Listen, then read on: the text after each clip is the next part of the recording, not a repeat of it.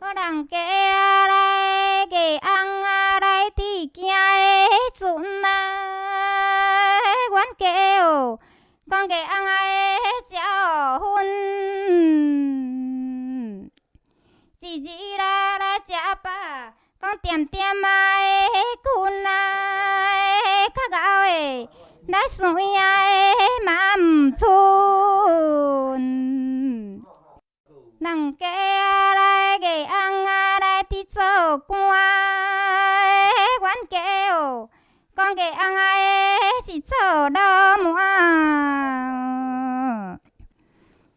chỉ ra chả pa con tiệm ai cũng ai khắc gạo ấy đã suy ai mà bể hơ